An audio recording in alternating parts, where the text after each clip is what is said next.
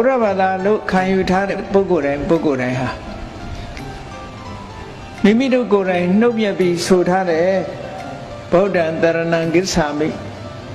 ဘုရားကိုကိုးကွယ်ရအဖြစ်အတိမတ်ပြုပါတယ်ဓမ္မံတရဏံဂစ္ဆာမိဓမ္မကိုးကွယ်ရအဖြစ်အတိမတ်ပြုပါတယ်တန်ခံတရဏံဂစ္ဆာမိတန်ခါကိုကိုးကွယ်ရအဖြစ်အတိမတ်ပြုပါတယ်လို့နှုတ်မြတ်ပြီးဆိုထားတာဟာဒီမိမိရဲ့ကိုးကွယ်မှုဟာဥပတကာဥပတိကာဆိုတဲ့အရည်ချင်းတွေကိုရယူထားခြင်းပဲဖြစ်တယ်ပေါ့အဲ့ဒီအရည်ချင်းတွေရယူထားတဲ့အတိုင်းဖះကိုကိုးကွယ်တယ်ဆိုတာဘာကိုပြောတာလဲဖះစဉ်လေးအိမ်မှာတင်ထားပြီးတော့တနေ့ကိုဖះရှိခိုးတယ်ပန်းလေးတင်တယ်ရေချမ်းလေးတင်ဒါကိုပဲဖះကိုးကွယ်တယ်လို့ခေါ်တာလားစီမီလေးလှူတယ်ဒါဖះကိုးကွယ်တယ်လို့ခေါ်တာလားလို့ဆိုအစစ်မှန်အနှစ်သာရအပြင်ဒါကိုးကွယ်တယ်လို့မခေါ်နိုင်ဘူး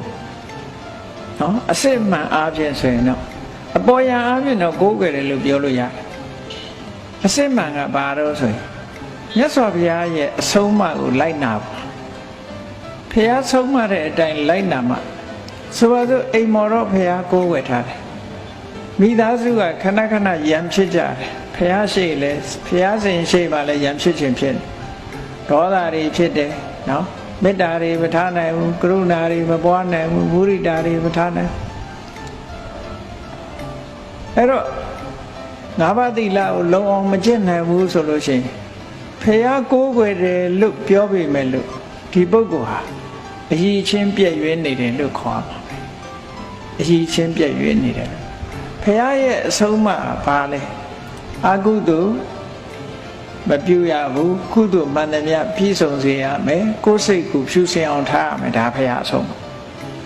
ဖះကိုကိုးကွယ်ပါတယ်ဆိုတာဖះအဆုံးအမကိုလိုက်နာပါမယ်လို့ဂရုပြုတာပဲအဲ့ဒီဂရုပြုထားတဲ့အရည်ချင်းတွေဟာပြည့်ရွင်းနေတယ်လို့ဒီလိုပြောတာအဲ့တော့ကိုယ့်ရဲ့ကိုးကွယ်မှုအရည်ချင်းပြည့်ရွင်းနေအေးဖះတော်ရှိခိုးပါရဲ့ပန်းရည်တန်းကတ်လူပါရဲ့အဲ့ဒါတွေဖះဟောတဲ့တရားအတိုင်းတော့မလိုက်နာဘူးဒီအ ਨੇ ဆုံး၅ပါးသီလတည်အောင်မလုပ်နိုင်ဘူးဆိုလို့ရှိရင်ဒါအရည်ချင်းပြည့်ရွင်းနေပြီလို့ဒီလိုပြောတာနော်အရည်ချင်းပြည့်ရွင်းနေလို့ရှိရင်ခုနကတရားသူကြီးလို့ဆိုပြီးတော့ဥပဒေကိုမစောင့်ရှောက်တဲ့ပုဂ္ဂိုလ်လိုပဲမထူးဘူးအရည်ချင်းပြည့်ရွင်းတယ်လို့ပြောရမှာပဲဘုရားဘာသာခေါင်းတယောက်လို့မဖြစ်ဘူးပေါ့ဖရာတပည့်ခေါင်းမဖြစ်ဘူးပေါ့ဒီလိုဆိုလိုတာပေါ့ယရဏသုံးပါးကိုစိတ်ကတ်တယ်ဆိုတာဖရာကိုကိုးကွယ်တယ်ဖရာရဲ့အဆုံးအမကိုလက်ခံပါမယ်ဓမ္မံတရဏံကိစ္ဆာမိတရားကိုကိုးကွယ်ပါတယ်ဆိုတာတရားအတိုင်းကျင့်ကြံကြိုးကိုအထောက်ပါမယ်သို့သောတရားကိုကမကျင့်ဘူးတရားဆိုဒီမှာဘာကိုပြောတာတော့ဆိုသီလသမာဓိပညာလို့ဆိုတဲ့ကျင့်စရာတိက္ခ၃ပါးအဲ့ဒီထဲမှာဒါအခြေခံဟာစပြီးတော့ကျင့်ကြံကြိုးကိုအထောက်မှုမလုပ်ဘူးဆိုတရားကိုကိုးကွယ်တယ်လို့သာပြောပေမဲ့လို့တရားကိုကိုးကွယ်တယ်လို့ခေါ်လို့မရဘူးအရည်ချင်းပြည့်ရွင်းနေပြီလို့ဒီလိုပြောရမှာပဲအရည်ချင်းပြည့်ရွင်းဓမ္မန္တရဏံကိစ္ဆာမိလို့ဆိုပြီးတော့နော်ဗုဒ္ဓံတရဏံကိစ္ဆာမိလို့ခေါ်တယ်ဓမ္မန္တရဏံကိစ္ဆာမိလို့ခေါ်တယ်အရေးတယ်ဆိုရင်နတ်သွားမေးတယ်နတ်ကိုးကွယ်တယ်နတ်က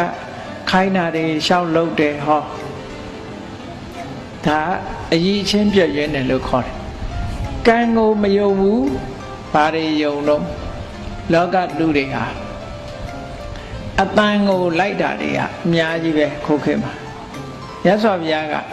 ဗုဒ္ဓဘာသာဒီဥပတကဥပတိကမတွေအရည်ချင်းပြည့်ရွင်းသွားတာဘယ်လိုဟာတော့ဆိုမင်္ဂလံပစ္စေတိနကမ္မံလောကမှာရှိတဲ့တကယ်မင်္ဂလာမဟုတ်တဲ့ဟာတွေကိုယုံကြည်လို့ရှိရင်ကံကိုမယုံကြည်လို့ရှိရင်ဒါဟာအရည်ချင်းပြည့်ရွင်းတယ်လို့ပြောတာကံဆိုဒီမှာကိုလုပ်တဲ့ကုသိုလ်ကံယုံကြည်အားကိုးအောင်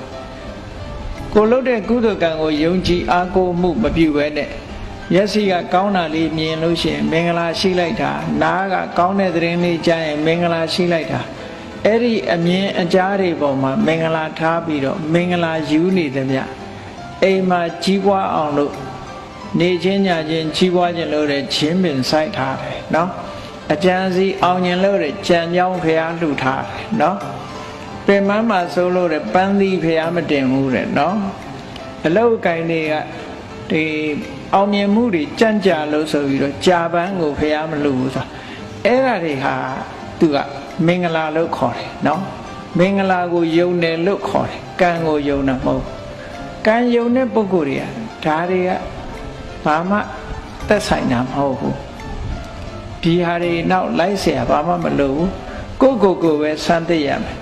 ငါဟာတရားတရားရှိရလားငါမှကိုချင်းသီလရှိရလားတရားတရားရှိပြီးကိုချင်းသီလပြည့်စုံငါမှဖရာတရားတွေနဲ့ပတ်သက်ပြီးတော့ဘ ਹੁ တုတရှိရလားစွန့်ကြဲလှူဒန်းမှုဒါနကောင်းမှုတွေရှိရလားဖရာတရားနဲ့ပတ်သက်ပြီးအကြောင်းအကျိုးအကောင်းဆိုးတွေကိုသိတဲ့အသိပညာမျိုးတွေရောငါမှဘယ်အတိုင်းတာရှိတယ်တတ္တာသီလသုဒ္ဓစာကပညာအဲ့ဒီ၅မျိုးရှိရလားငါဒါပဲလေ့လာရမယ်အဲ့ဒါလေ့လာလို့ရှင်ဆုတောင်းတာအောင်အဲ့ဒါလို့မဟုတ်ဘဲနဲ့တတ္တသီလသုဒ္ဓစာကပညာဆိုတဲ့ဒီအရေးချင်းတွေပြက်ပြားပြီးတဲ့အခါမှာနော်အောင်မြင်ခြင်းလို့တဲ့ကြီးပွားခြင်းလို့ဆိုလို့ခိုင်းတာတွေအကုန်ရှောင်လုံးတယ်နော်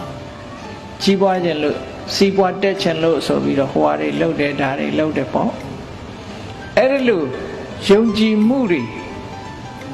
အခြေခံမပါတဲ့ယုံကြည်မှုတွေလှုပ်နေလို့ရှိရင်ခုနကဒါလည်းအည်ချင်းပြည့်ရွင်ခြင်းပဲဖြစ်တယ်ပေါ့